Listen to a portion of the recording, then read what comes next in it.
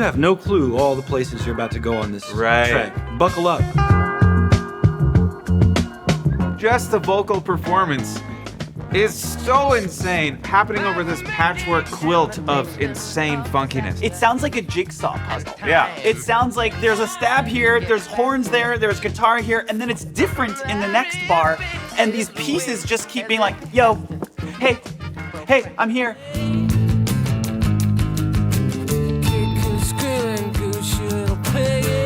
We're here to turn our emotion into sound and share it with people.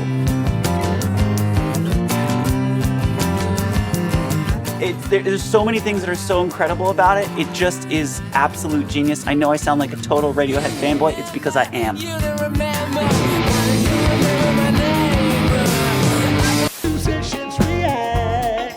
Welcome back to Professional Musicians React. Today we've got an awesome episode. We're digging into 2 experimental tracks from completely different eras. We're gonna be looking at In Time from Sly and the Family Stone. We're gonna be looking at Paranoid Android from Radiohead. And we are in the studio in Sausalito, California, called the Record Factory, formerly the Record Plant, where In Time was recorded. Rumors was recorded here. Songs in the Key of Life was recorded here. So Sly used to have a waterbed in the other room, which Stevie Nicks sat on and wrote Dreams, which is crazy. So we are joined by some amazing professional musicians today. We got Darren King, founding member of Mute Math, also founded the band Sucre with his wife Stacey Dupree. We're also joined by Ryan Lerman, my partner in crime in Scary Pockets, co-founder Scary Pockets, and Ryan has played with everyone from Michael Bublé to John Legend to Ben Folds. Jack Conte, founding member of the band Scary Pockets and Pamplemousse. Thank you. Drum roll, wow. please. That makes me feel official. There we go. Behind the glass, we have Tim Sonnenfeld, who is a Grammy Award-winning producer, engineer, multi-instrumentalist, and arranger, has worked with Pamplemousse, Usher, Rancid, Elvis Costello. Do you smell that, Jack? Yeah, Ryan, what is that? It smells funky in here. You're right. Something does smell funky in here. Maybe It's not me. I wonder. Is it you? I don't think so. I think it's Darren.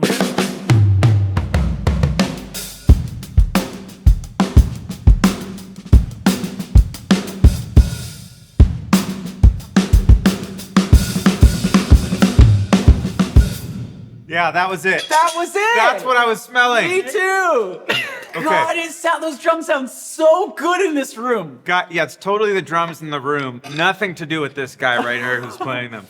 Wait, we got to tell the story behind this room. We are in the room where Metallica recorded Load and Reload. Actually, this room here in the Record Factory in Sausalito when it was called the Record Plant. And when Metallica got here, they asked the studio to raise the ceiling by 40 feet, which is what they did so that the room would sound bigger and more echoic, so that the drums would ring out more. And that's why it sounds so live and echoey in here. Okay. So sick. Okay. Icebreaker question. Oh. What is an experimental artist record song that you're listening to now or that you discovered recently that you love? I will kick us off. There's a track called Roxxy by a band called 18 Carat Affair. It's super old sounding, VHS-y sounding, distorted, tapey, hissy samples with old drums that are out of time, but clearly like a new production.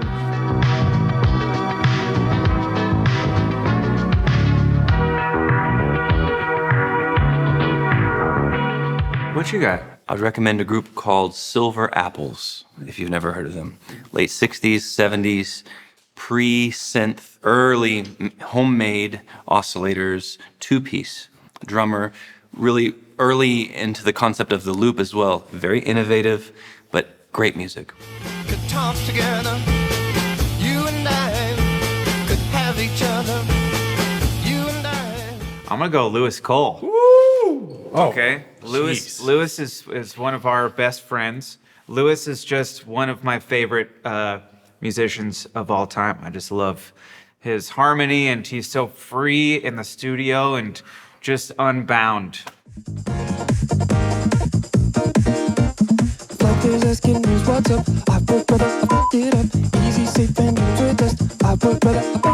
He's got a whole song that's just made of samples of his farts. Just actual hundreds of actual samples of him farting. For Lewis's senior recital, and then let's move on to the track. But for Lewis's senior recital, he asked me to perform one of his early compositions. I'll perform it for you right now. It goes like this. Hot dogs are 99 cents. Hot dogs are 99 cents. Hot dogs are 99 cents. It's a great track. I performed that at I was there. USC Film School in there. front of a bunch of jazz professors. Yeah. You crushed it, man. All right, here we go. Sly and the Family Stone, In Time. That drum machine.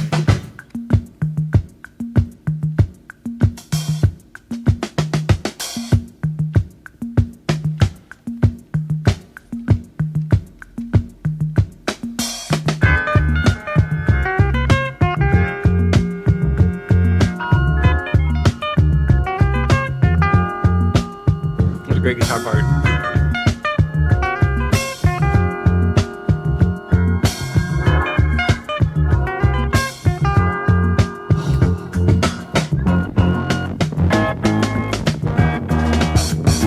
There's a making in the tasting of disaster. And time, you get faster. Every bit is a waste as if it has to. Procrastinating. Such a movement in the brain. Oh, do. And time. Feel a little newer. I switched from gold to pep, and I'm a connoisseur. What a beautiful, odd piece of music. Incredible. Incredible. It's so credible. Okay, I'll start rattling off a few things I noticed. Listen to how this starts.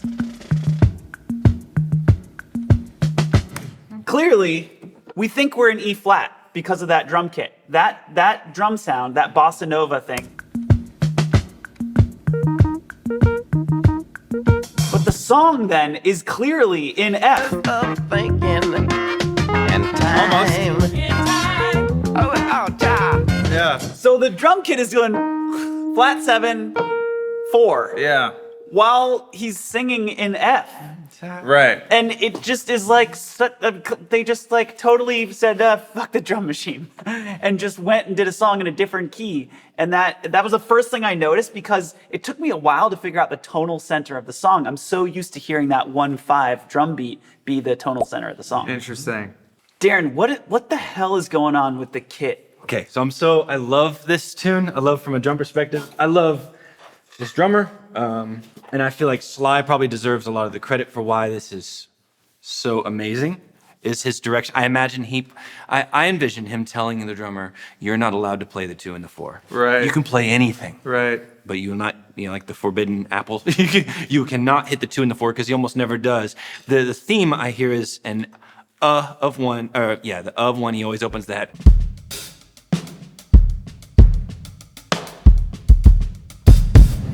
But the organ is the snare drum. Yeah. And if you listen in the first verse. Where is the organ, the snare drum? First verse? Oh, listen, in the first verse, Sly hits the 3 almost every time. So it gives it a. In the tasting of disaster and time. 1, 2. You get faster. Every bit is a waste. as Right? if So that lets the drummer just play around that. The drummer's the hi-hat. It sounds like a jigsaw puzzle. Yeah. It sounds like there's a stab here, there's horns there, there's guitar here, and then it's different in the next bar. And these pieces just keep being like, yo, hey, I'm here. But you can't like wrap your head around the pattern. Yeah, so I know Sly grew up in church. I know that this has choir, gospel. I know that it's derivative of James Brown, who said he could take, James Brown said, give me any band, and in 15 minutes I can turn them into my band. I love how free and how much variation and soloing there is. I love how the verse will come in, and it's a funky thing to do a fill at the front of the verse. That's abnormal. Usually you do a fill at the final bar to take us into the chorus. A fill is when the drummer deviates from the standard pattern to do something usually to set up a change in the song. And he's just never playing the 2 and the 4. It's everything around it. It's all dancing around. He's still hitting the 1 on the kick often most of the time, but it's just all E, it's Yeah. all the other, the beats Yeah. that, is your ghost notes are now his main thing, and he's leaving out the backbeat for everyone else to do. It's just a creative thing. It's just a fun what if. What if someone other than the drummer is the backbeat of this song? The term backbeat, as I know it, usually refers to the 2 and the 4 of a song. The downbeat is the 1 or the 1 and the 3. So 1, 2, 3, 4, 1, 2. That's your backbeat. That's what it feels like. And what's interesting about it, and the way you framed it, is like it feels very free. Yeah. And it feels improvisational. And yet But everyone's wearing handcuffs. it is so tightly orchestrated. Yeah. And it's cooler that the first 4 or 8 or however many bars is. Yeah. Yeah. And I feel like you got to talk about the guitar part in the intro. 'cause Oh that's- my God, that line. To me, that's one of the funkiest lines of all time. Oh my God, it just sounds so wrong and so sounds- right at the same time. Ryan, can you play that for us? I have learned this line so many times, and every time I hear it, I don't know it anymore. Or if you can even just tell me from a theory perspective, what is that last note? It's a that 9. Feels so nasty. It's a 9. It's a 9. We could talk about this song for 5 hours. There's so much here. Yeah. Okay. There's a drum machine. There's the drummer playing along with the drum machine. There's an organ. Yeah. There's another keyboard, right? Is there another keyboard? I thought I heard 2 keyboards. Clav or something? Is it a clav? What I is thought I it? heard 2 keyboards. There's horns. There's that guitar line. There's the hits.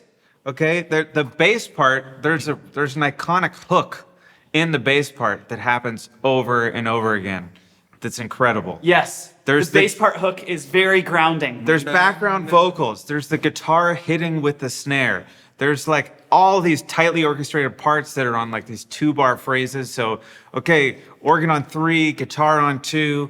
I mean, and then there's the lead vocal happening on top of all of that, which is insane in itself. I mean, just the vocal performance is so insane, happening over this patchwork quilt of insane funkiness. Yes, so that's such a good point, because there are a lot of elements that are tightly orchestrated, and some of the elements are very free, and some of the elements are incredibly repetitious. Right. The bass line is hammering this like hook relentlessly that just grounds the whole song in this familiar thing. And then that melody, right, happens every 2 bars, Yeah. or every 4 bars, whatever it is. So you really feel like you know it, and it feels good, and you can sing it, and yet it's this free, crazy, all the stuff that's happening in between. Except you can't sing it. You can't wrap your Because- brain around it. You can't sing it. I vaguely remember watching, I think it was the Dick Cavett show on YouTube. There was this Sly Stone interview where they asked him, do you have any like advice for how you write songs or anything about your process? And he goes, and his response was, well, I always have a mirror with me. Wow. I'll make sure to be looking, because that way I can tell if I'm being me or not. I can look and watch my myself God. write and see if. Now, I've never heard anyone say that. I've heard people say that about practicing your instrument in front of a mirror. That's cool. But he said it as a writing tool. Okay. This is the second track for the day. Completely, like, fast forward 30 years. This is one of the first tunes I remember hearing from Radiohead personally, and just, I mean, this whole record, and made me absolutely fall in love with this band.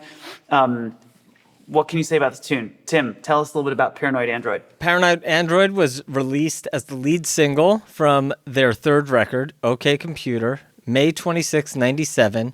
The original version was 14 minutes long, included a long Hammond outro organ performed by my hero, Johnny Greenwood. Inspired by the editing of the Beatles' Magical Mystery Tour, they shortened the song to 6.5 minutes, replacing the organ solo with a shorter guitar outro. And I'm guessing Nigel Godrich produced this record. I'm 99.999% sure. Yeah, he did. Let's check it out. Here we go. Paranoid Android, Radiohead.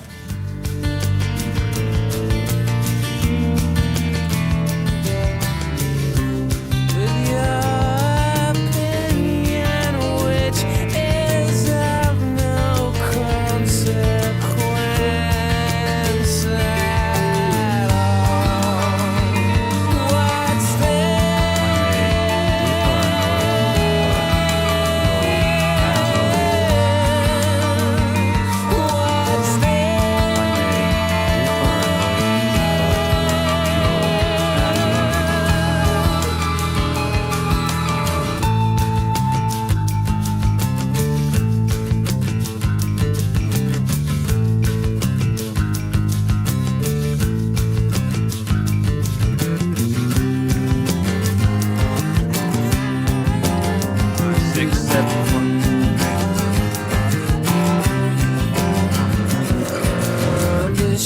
Not yet. Yeah, that's right. Pretty ugly.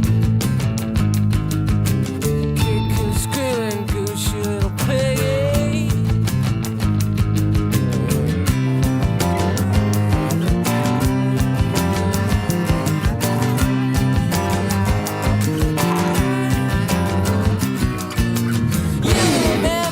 You don't remember.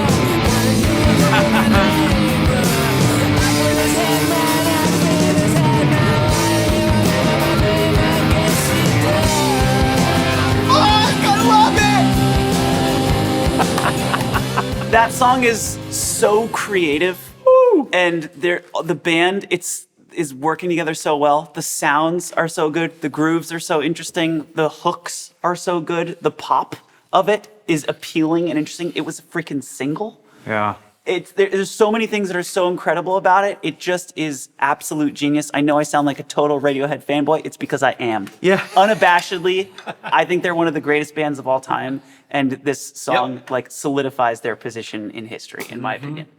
It just makes me think about how a great song is like a beautiful building where it's structurally sound, but the attention to detail, it's not, so often they don't come from, it's not one person that was the architect and that actually put the thing together and that crafted all the moldings and designed the doors. And it's just like, to me, listening to that, I just think about Tom York and Nigel Gott. Like each person in that band brings something so special, and to hear that, it's just such a great example of a great band, what a great band should be. What baffles me is that had they quit at OK Computer, that's plenty of a stamp to leave on popular culture forever. Just go retire, and then so the leap from the Benz to OK Computer, And then from OK it's Computer. the same from OK Computer to Kid A again. Yeah. You know, and that's huge. And I can't think of very many bands other than maybe the Beatles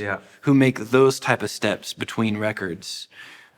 And then for me personally, in Rainbows as well, maybe not an innovation, but just to make another record as good, or Amnesiac, just to make that much good music. I know. So let's talk about their collaboration as a band. When it comes to collaboration, the first thing I noticed about this verse, Johnny Greenwood's guitar tones. Yeah. I mean, he's a master of timbre, in my opinion, Johnny Greenwood and melody, but his guitar tones are as expressive as a human voice. Yeah. But that would easily conflict with the vocal. So listen to how they orchestrate.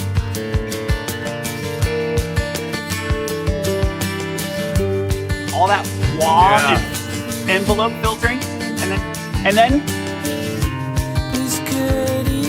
he shuts the fuck up. Yeah.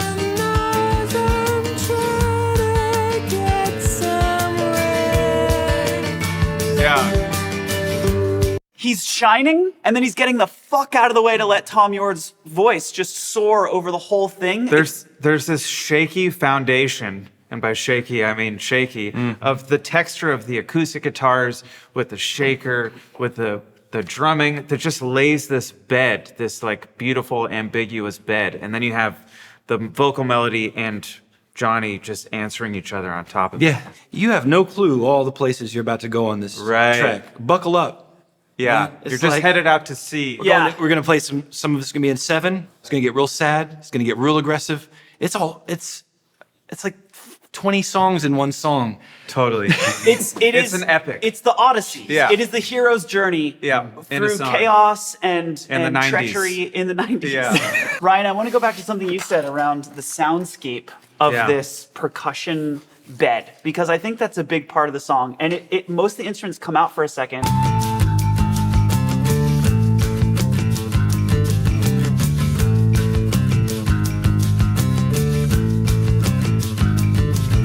That's the clave, right? There's a little clave and evident like To me, all that is one color. yes, it's this. That all becomes Yeah. one instrument for everything else to Yes. float on top. All right, but if we're gonna talk about the percussion, to me the most awesome thing that happens is the last 4 bars of the song, which are in 7. Playing in 7 time is one of my favorite odd meters in that Radiohead way. 1, 2, 3, 4, 5, 6, 7. 1, 2, 3, 4, 5, 6, 7. Which of you drums better? You? Can you do so? Play the shaker part. Like, let's listen to it real quick. Like, listen to what the shaker does. So the shaker's going. So can you do? Oh, I'll try. I'm gonna suck at this. I'll try.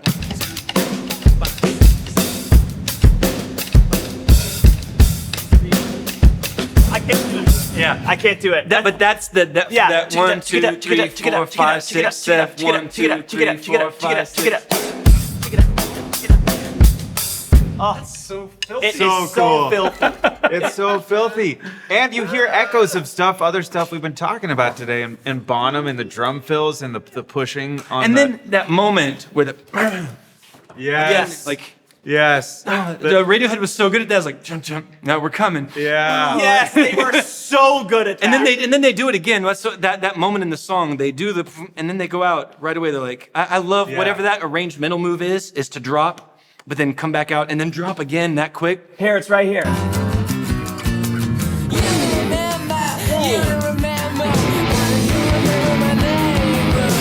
Like keep going again. No, now we're really in. And there it lands.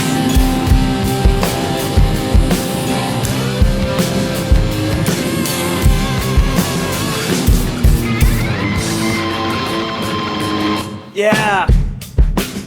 And Okay. each one of those guitar solos is just like Wagner, just like the most Yes. beautiful, perfect, weird melody. Yes. You know what I mean? Like you can sing every single one. All right, let's go to Discord. This is from our community on Discord. If you're interested in joining our community, you can become a patron. And we got an awesome Discord. Actually, our Discord is open to the public too. That's so you don't right. even have to become a patron. You That's can just right. join our Discord and hang out with a bunch of music nerds and geeks who like talking about music. Here we go. Here's the question from Discord. Hey, y'all, my name is Fred. I go by Tubador on the Scary Pockets Discord. And I just want to thank you for picking In Time for this episode. I think it's one of the funkiest tunes ever. Me Played too, by Fred. some of the funkiest cats ever. And I would love it if you'd talk a little bit about playing in the holes. You mentioned this on the James Brown discussion. And I think this tune is such a great example where the funk and the grooves go through the band. And so the organ, the drums, the guitar, the vocals, they all throw a little bit here, a little hit there. And collectively, it makes the funkiest, grooviest line more than anything would have been individually. So I'd just love to hear your thoughts on that. Thanks. It's like he already watched the episode. Exactly. What a cool cat. Yeah. Yeah, That's cool. he's right on it. That's exactly what's happening. That's basically what we talked about for the entire episode. So I'm Yeah. not sure we need to address that again. But we Let's go- agree. But we agree. Okay, the second question is from Aaron Hogg. What was the song you learned how to play that completely opened up the possibility of your instrument? Ooh, that's a good question. I got this record called Asian Dub Foundation that I highly recommend. I know that Tom York's referenced them as inspiration for this season of his life. Like, OK Computer, they are an incredible early drum and bass, 90s, mid-90s drum and bass hip hop group. I believe they were from England, but I believe that they were of Asian descent. I can't remember where exactly they were from. You know, I would come home from school, have a rough day, put my headphones on, and drum along to things. And prior to that, I'd been drumming to mostly rock or, you know, other things, jazz, some stuff I had. But that was the beginning of me starting to play along to sample-based music, and then that opened the door to playing along to DJ Shadow. It was that. It was Asian Dub Foundation was the gateway, and then whenever I found out about DJ Shadow's music, that's the type of beats I wanted to play. Mine was Derek and the Dominos, Layla and Other Assorted Love Songs. That record was massive for me as a kid. It was I used to just come home from school and play along to that record. It was when I realized if you just learned the blues scale and figured out what key the song was in, you could play along to anything. You just play all those notes. And I just, Jim Gordon playing drums and Clapton, Dwayne Allman, Delaney and Bonnie. I love that record. Mine was probably my sophomore year or was it freshman year in college? I think it was freshman year in college. I got in high school. So I'm like 14. I've been taking jazz lessons for like a couple of years. And I got a seat as the piano player in the big band because something happened to our piano player, and we didn't have a piano player, and the big band leader put me in. And I should not have been in this big band. I was like just learning how to play jazz. And so I was like thrown into the fire. And one of the first tunes that we played was Duke Ellington. I don't remember the name of the tune, but it started with a piano solo. Oh, God. And it was like the first day of big band, like piano solo. I was like a freshman. It was this like 20-piece band that had been together for like 3 or 4 years. And like, okay, Jack, go. And it literally was something like that. Anyway, Yeah. I played this solo. I don't exactly remember it. And I like executed the solo because I had practiced for freaking 6 hours because I was so scared about it. I executed the solo like a classical musician would have executed the solo. And the band leader said, stop, like stopped. And everybody was like, woo, like you played that. And then the band leader was like, now do it funky. And I was like, what do you mean funky? And he was like, play it funky. And then everybody started making fun of me because I couldn't play it funky. And I was just playing the notes on the page. And they told me that that's when I got my nickname Crackbach, because they said I sounded like Bach playing jazz. And I needed to take some crack so that I could loosen up a bit and play funky. How did I not jazz. know any of this? I don't know, but that I've was never like heard the story. That tune, that solo, that big band session was like when I kind of freaked out and started playing jazz for the first time. Whoa. Yeah. Smash cut. Now you're the guy saying, play it funky. Right. Exactly. Do you look back on that as a primarily positive experience? You said you got made fun of. Was it? It was one of those moments where I got my ass kicked as a musician and had to level up. And I was just like technically executing, but there was no soul in what I was playing. And it was just like, when you're 13 or 14. Yeah, it's hard to be on the spot. Yeah. Yeah. I mean, but like a good moment to have in my arsenal I hear you. of music history moments. Yeah. That's amazing. Yeah. Crack. We have one question from our great name. YouTube. From our YouTube community. Okay. From Henry Parks, what dictates your style more, instrument choice or technique? As a brass player, I find equipment to be mostly negligible compared to how you play.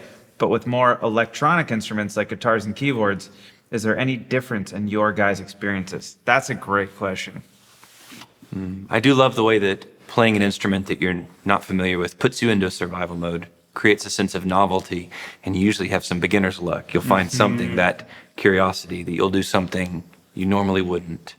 I think it's important to play unique instruments. I think you can even sometimes just set your instrument up, put your tom over here, move your things, just reverse yourself because you're in your same paths you've done for so long. You're an imitation of yourself. But the other thing that makes me think of is how you can hear two people play the exact same tool. Yeah. People can sit on the same instrument and it sounds very different. Very different. Yeah. Even a piano, which Yeah. you would think is like Buttons. You're just pushing a button. But listening to different piano players playing the same piano will just blow your mind. And drums, we hear this all the time with pockets because everybody plays the same drum kit and they sound like themselves. Yeah. And it is, if you want to be distracted, start buying gear and learning a lot about gear because you can spend a lot of time doing that when really, if you hear Matheny play a $100 guitar and a $5,000 guitar, he's gonna sound incredible into like Pat Metheny. And there's a danger in that is gear collecting as procrastination. Right. Yeah. Totally. Get hung up on that. That's You're talking let's to, not miss to the the point. king. Yeah. Yeah.